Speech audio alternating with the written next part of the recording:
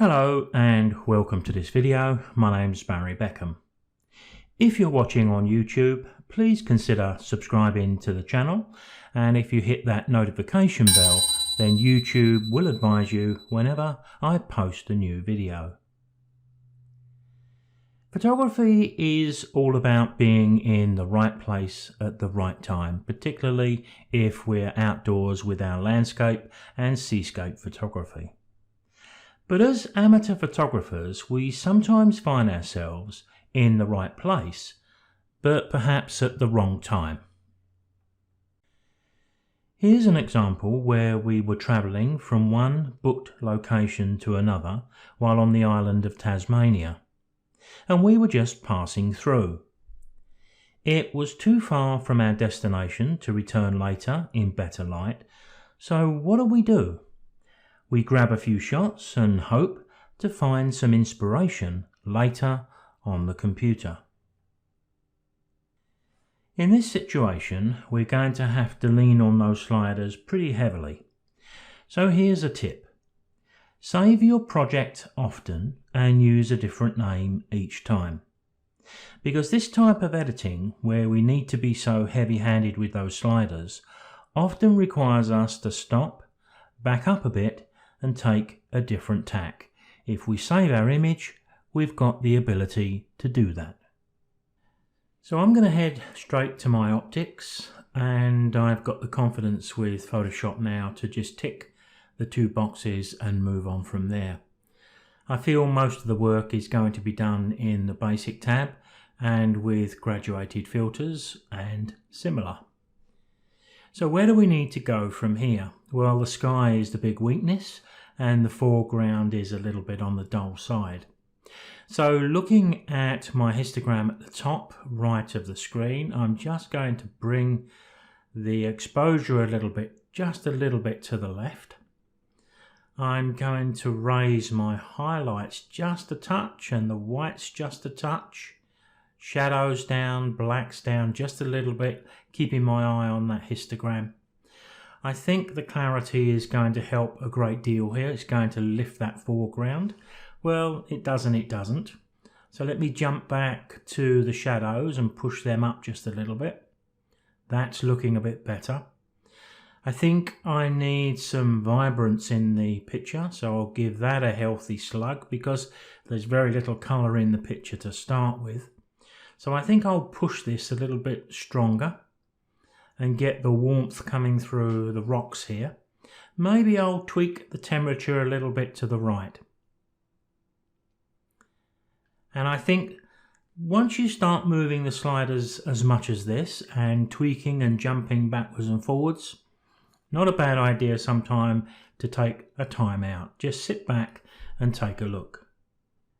Now, just before I take a look at doing something with the sky, I think I should look at cropping the image just a little bit.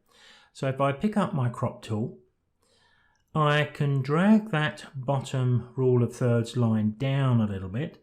I don't think I can get it quite on the horizon here because I think that would make it a little bit too long and thin. Don't want to do that.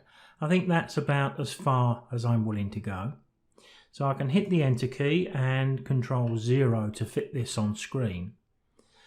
But one of the other things that I keep thinking of is, can I squeeze a little bit more colour, a bit more warmth into the rocks there?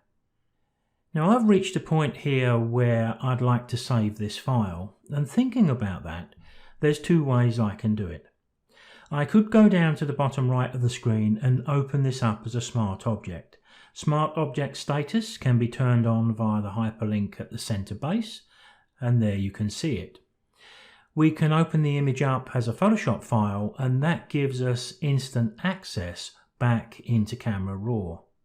But something else we could do is this. I could get as far as I wish to go, and I could click Done. Then if I go back into Bridge, there's the image at the stage we're currently at. Well, I can right click and I can choose a duplicate. Now you can see what the duplicate does. It just adds the word copy. I can either live with that or I could just change that if I wanted to 1 perhaps. but it would give me the opportunity to then double click this, open that back up into Camera Raw. Now I can take a look at improving the color in the rocks, knowing I've still got my previous version. Now that's doubly important for me because I'm recording a video, and if I get the next stage wrong, I have difficulty with continuity, so that helps me there too. I'm not going to use the color temperature here because that's going to impact the sky as well, and I think I'd like to keep some blue in the sky. So I'm going to come down to my color mixer. I'm going to make sure I've got the saturation tab checked, and I'm going to use the targeted adjustment tool. I'm going to click on that, move on to the rock face, click and drag to the right, and as you can see I can put almost as much saturation in there as I really want. I don't want to go too far, but I would like to enhance it, and I think I'll stop somewhere around there. And if you look over on the right hand side as I clicked and dragged, you can see that the two colours that make up the rock face colour have moved to the right, and I think I'll live with those for the moment. But now I need to look at that sky, so I'm going to pick up a gradient tool from the top right, and I'm going to click and drag down the screen, something like that. The solid part of the gradient is going to be there, the transparent part is there, so we're going to have our blend somewhere in the middle. It's going to affect the top of this rock. We'll assess that once we've put the changes in place. So I'm going to touch the V key just to hide that selection, and then move to the sliders and decide exactly what I want to do. I may duck and dive here a little bit. Let's see how it goes. So I'm going to bring the exposure down.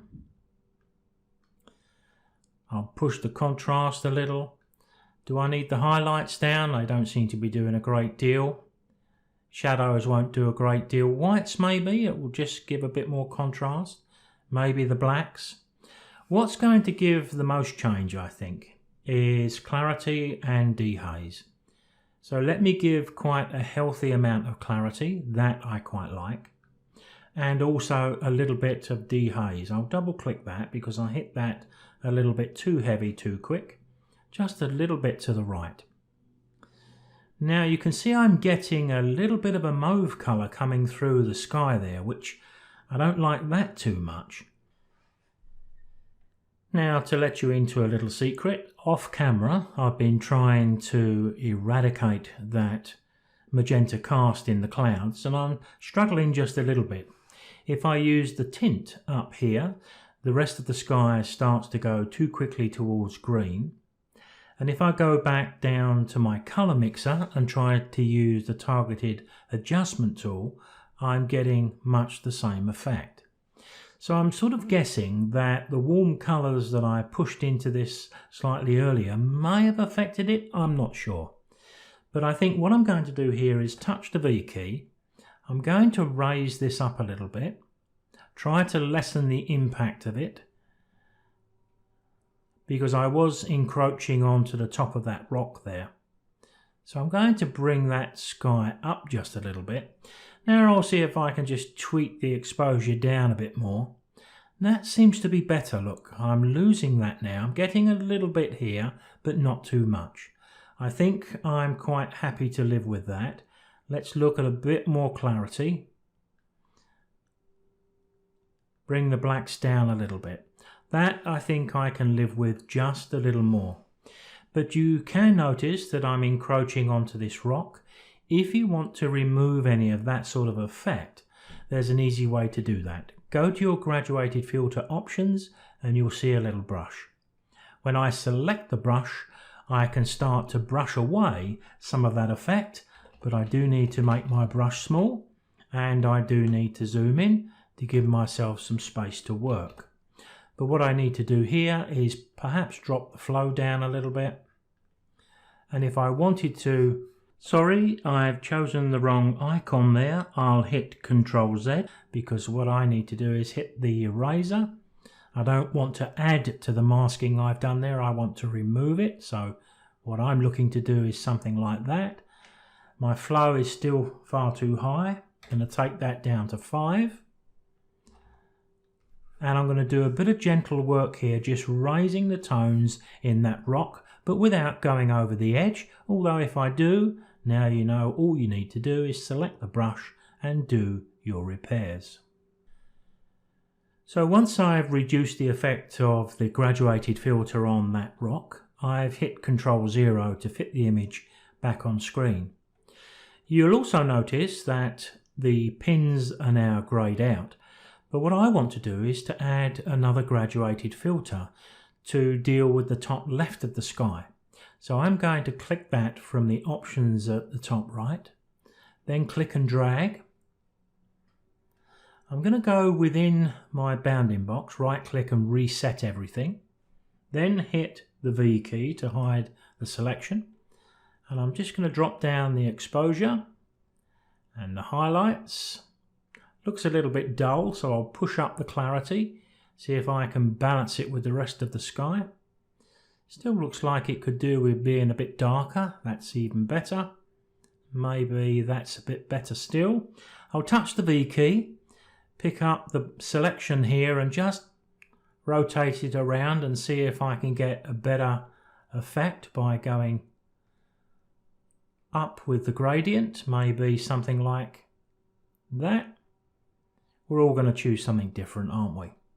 Okay, I think it's time to click done and maybe make another copy if you're saving your work as a raw file, or open it as a smart object if you're saving it in Photoshop. Either way, I think we're overdue for a few seconds to think what we're going to do next. Now, with the spinning round of the screen, you may notice just a little change in the colour of the rocks.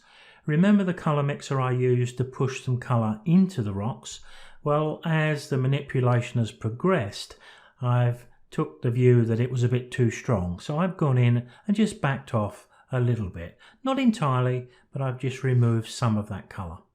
That's not unusual, and I think I'd like to do a couple of tweaks here in the basic tab. I'm going to have a look at just maybe pushing that dehaze again. If I have to deal with that magenta in the sky in Photoshop, maybe with the sponge tool, well, so be it. We'll see when we get there. Looking at the histogram at the top of the screen, maybe I can squeeze some highlights, maybe some whites because I'm stretching the contrast a little bit here, and maybe even the blacks. And a little more impact is beginning to come through the image. Now I've reached a point where there are a few options I can try. So here is a good place to save this image before we move on. Now I do have one other image where the water is running off the face of the rocks. If I could use that image, it may add some extra appeal. But the images were handheld, so they don't quite match. But it's worth a try. Now, as you can see here, I brought you into Photoshop's bridge, because if we're going to use the image you can see at the top left here, we're going to need to give this image the same editing as the first, at least the global editing, not necessarily the graduated filters in the sky. Now, we can do this quickly and easily in Bridge with one image, or in fact hundreds, just using copy and paste. So there's all of the stages that I've been creating. This one here is the one you saw in Adobe Camera Raw just a few seconds ago. So I've made a copy and I can move forward with this one in a moment. But what I can do here is right click, go down to Develop Settings and choose Copy Settings. Then if I go to the image I want to use, the foreground water, and I do the same, right click, Develop Settings, but this time I'll paste them. I'm going to paste all of these. Look at the thumbnail. Now we've got the same density as the image we're using. Now there's another little dodge here. Because I've done the raw editing within Bridge, I can open this up into Photoshop by holding the Shift key and double clicking. What will happen is it'll bypass Adobe Camera Raw and open up directly into Photoshop. But of course, I need the other one to go with it. Now, once I have both images on screen, I'll drag out the tab from the first one, click, drag and drop. I can close this one down and I don't need to save that. Now, what we need to do here is we need to be able to see through this image to be able to position it correctly. So if we go to the layers, if we drop down the opacity just a little bit, then pick up the image with the move tool, you can see exactly what I need to do here. In fact, what I'll do is I'll hit Ctrl T to bring up my free transform, because I could do with rotating it just a little bit, but to be honest, we're not going to be using the horizon anyway. So all I want to do here is get this down to about the same level as the other one. Don't worry about all the ghosting because we're going to clear that in a second. I'll hit the Enter key to commit that change. Then holding the Alt key, I'm going to go down to the bottom of the layers and apply a mask. Now when we do that holding the Alt key, the mask is automatically flooded with black. So the image I've just placed above the one we've been working on is just masked away, which gives me the opportunity to reverse mask. That's what I call this little technique, where we spray white onto a black mask to reveal just the parts we want. Now I'll hit Ctrl 0 to fit the image on screen. We're going to need to switch the colors, so we've got white as our foreground color. I'm going to select a standard soft edge brush. Looking up at the options at the top of the screen, I've got 100% in the opacity and about 10% in the flow. I'm going to begin with that. So as I start to mask, as you can see, I can determine just what amount of water I allow to come through. Now this is going to take just a couple of minutes, but you can see, don't go over the top, keep that nice and sharp against the horizon. We're just going to use the water at the base to increase the interest here. So it just takes a couple of minutes and I'll be back as soon as I've completed that. Remember, you're working on a mask, there's no risk here. If you overdo things, just switch your foreground and background colors around and you can repair the mask using black. Now I think that water adds a little more interest. It almost adds a third component. We've got the rock, we've got the water plume, and now we've got the water running down the rock. But don't do what I did and forget to replace the opacity back to 100% with the image before you start masking. But once I've got to this point, I think I'm going to proceed from here by going to the top right and choosing to flatten the image. And I'm going to have a look to see if I can squeeze a bit more space on the right hand side using Content Aware Fill. I'm going to remove the lock on the image, go to Image at the top left and Canvas Size. I'm going to add about another 5 inches on the right hand side of my image. So if I make that 28 and I anchor this to the left, I'll hit Ctrl 0, you can see what I've done. Now I'm going to go to my toolbox and pick up my crop, click into it, because I'm going to just do a little bit of adjustment here. I don't want all of that, I want to come in something like that. So it would give me more of a panoramic look, it would make this rock a bit stronger, maybe the plume too. So I'm going to commit that with the tick on the top of the screen.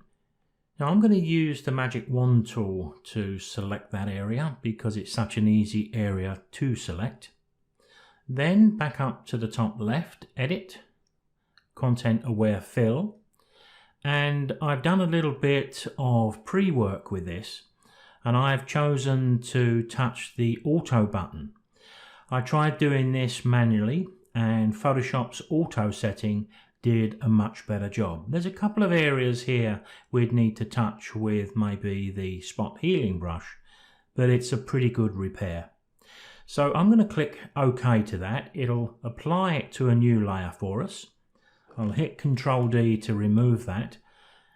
Not a bad result. So I'm going to merge these two together and do a little bit of work in the bottom right corner with my spot healing brush, just taking away some of the repetition here. And that's going to take just a minute or two. Now, content-aware fill almost makes things too easy, doesn't it? One of the other things I often like to do with my images, particularly ones like this, I try to take the image editing as far as I think I can take it. But then I'll take a look and see what filters like the Nick group of filters can do. Now, I've done this off camera to save a bit of trial and error and video time. So I'm going to take you to the one that I think works best. I'm going to go up to my filters menu and choose Nick Collection and Color Effects Pro 4. Now, the setting that I've used, or the preset on the left that I've used, escapes my memory at the moment, but as soon as they appear on screen and I scroll down, I know I'll be reminded of that one. And the one I'm looking for is tonal contrast. I'm going to select that preset.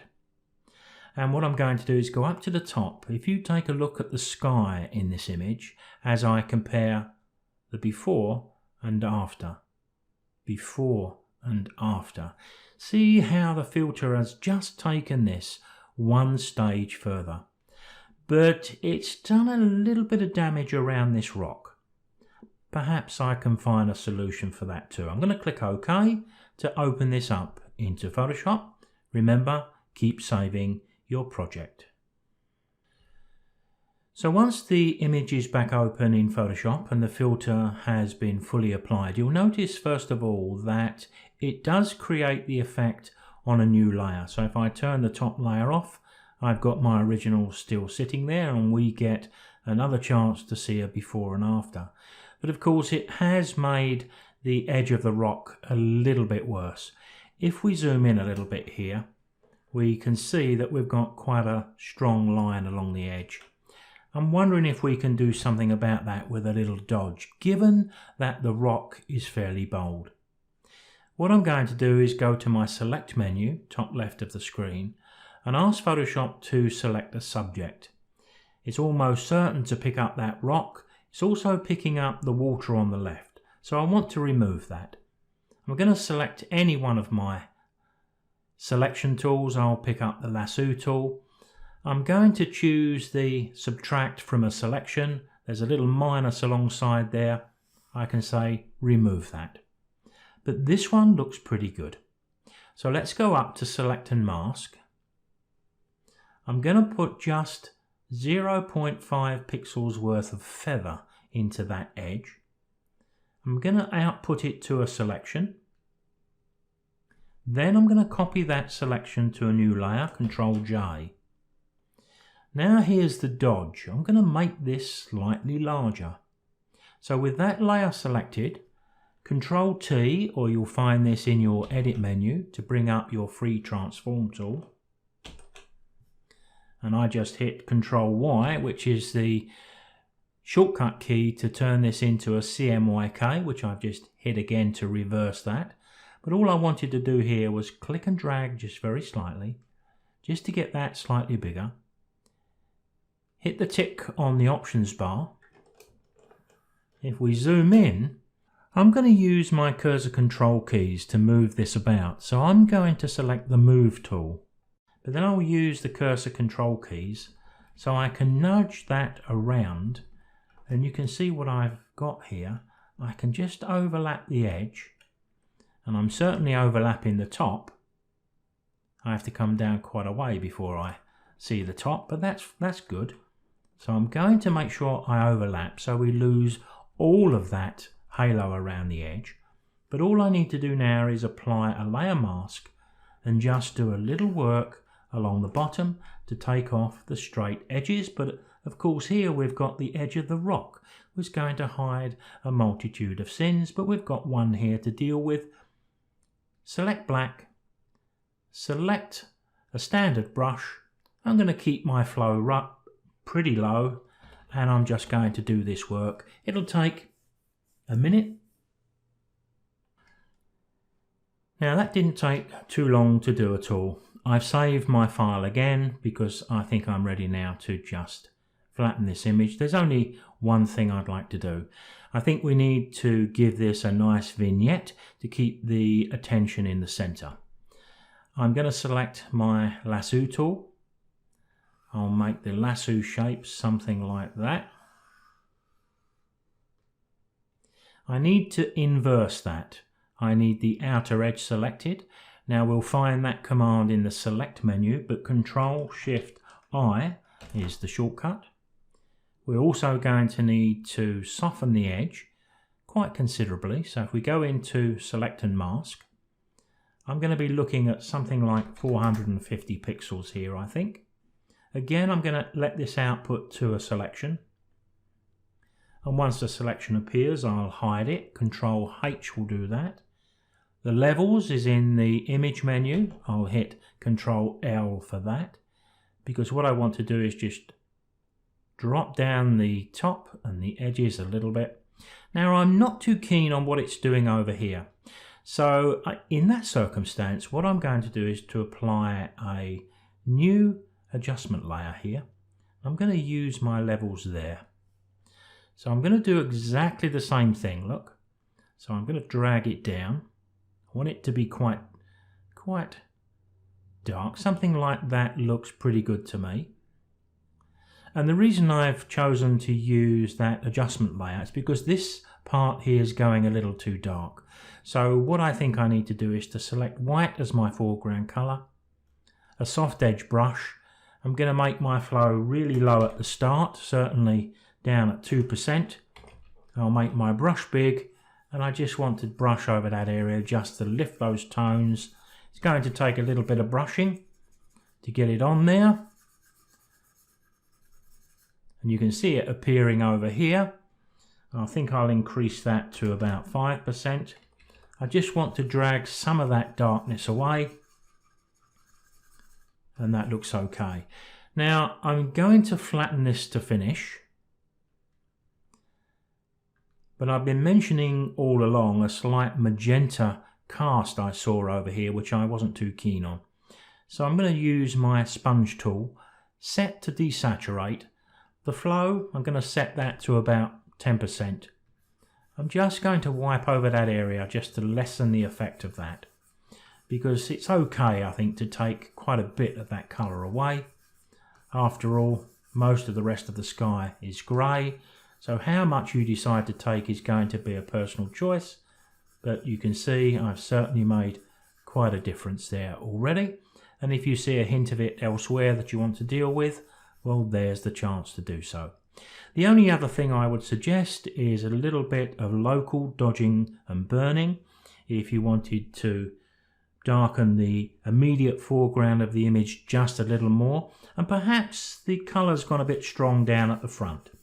So we could take that down using the same sponge tool. But these are all the small little steps which are going to vary from person to person. So here we have the image we started with. And there's the final image I ended up with. Now I appreciate that I've kept you for almost 30 minutes, but we have covered quite a lot of ground here. I'll see you next time.